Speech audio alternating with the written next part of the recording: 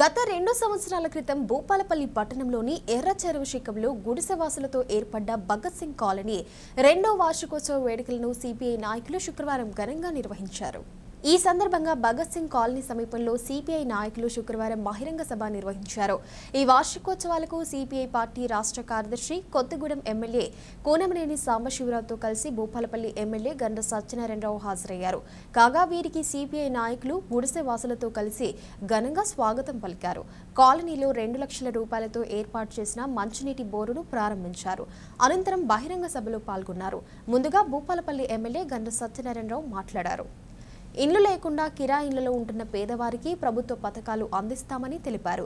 చెరువు శిఖంలో గుడిసెలు వేసుకుని ఉంటున్న అర్హులైన పేదవారికి పట్టాలొచ్చేలా మా తోటి ఎమ్మెల్యే కూనమనేనితో కలిసి ముఖ్యమంత్రి వద్దకు వెళ్లి సమస్య పరిష్కారమయ్యేలా చూస్తానని హామీ ఇచ్చారు.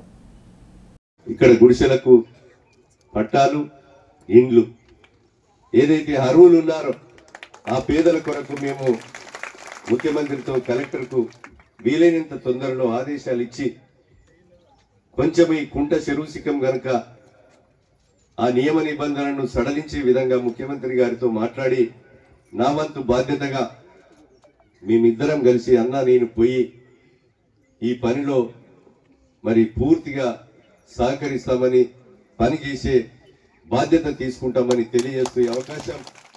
అనంతరం సిపిఐ పార్టీ రాష్ట్ర కార్యదర్శి కొత్తగూడెం ఎమ్మెల్యే కూనమనేని సాంబశివరావు మాట్లాడారు. సిపిఐ పార్టీ పేదల అభ్యున్నతి కోసం నిరంతరం కొట్లాడే పార్టీ అన్నారు. ఈరోజు భూపాలపల్లిలో కొన్ని వేల మంది కమ్యూనిస్ట్ పార్టీ ఆధ్వర్యంలో పేదవాళ్ళు ఇళ్ళు వేసుకున్నారు. ఈ ఇళ్లకు సంబంధించి పట్టాలు ఇవ్వాలనే డిమాండ్తో అనేక 2 ఏళ్ల నుంచి పోరాటాలు జరుగుతూ ఉన్నాయి. స్థానిక ఎమ్మెల్యే గండ్ర సత్యనారాయణ గారు పెద్ద మనసుతో ఇక్కడ ఒక బోరు అవకాశం కల్పించి నేను కూడా ఖచ్చితంగా పేదల తరపున నిలబడతానని చెప్పారు. ఆయనకి అభినందనలు. ఇదే సందర్భంగా కాంగ్రెస్ పార్టీగా ఈ రాష్ట్రంలో ఇలా కొన్ని వేల మంది ఇళ్ళు వేసుకుని ఉన్నారు. వాళ్ళందరికీ కూడా వాళ్ళ గుర్తించి అర్హతలను బట్టి వాళ్ళకి ఇళ్ల స్థలాలు లేకపోతే ఇళ్ళు వేసుకుని ఉంటే పట్టాలు ఇవ్వాలని మేము డిమాండ్ చేస్తూ ఉన్నాం. రెండోది, ఈరోజు బీఆర్ఎస్ కాంగ్రెస్ ఈ రెండు మధ్య కొన్ని సంభాషణలు వాదోపవాదాలు ఇంకేవో జరుగుతూ ఉన్నాయి.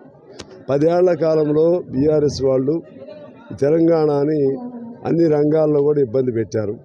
స్వేచ్ఛ లేని తెలంగాణ చేశారు. అదేవిధంగా సమ్మెలు లేకపోతే ఆందోళన చేయడానికి అవకాశం లేకుండా చేశారు. పేదవాడు అడిగితే సమాధానం చెప్పేవాడు కూడా లేని పరిస్థితి అయింది. ఇవాళ కాంగ్రెస్ వచ్చిన తర్వాత కొద్ది మేరకు మాత్రం మార్పు వచ్చింది. ఇంకా చాలా మార్పు రావాలి. కొద్ది మేరకు రేవంత్ రెడ్డి గారు ఒకళ్ళు కొద్దిగా ముఖ్యమంత్రిగా తన బాధ్యతల్ని బాగానే నిర్వర్తిస్తూ ఉన్నారు.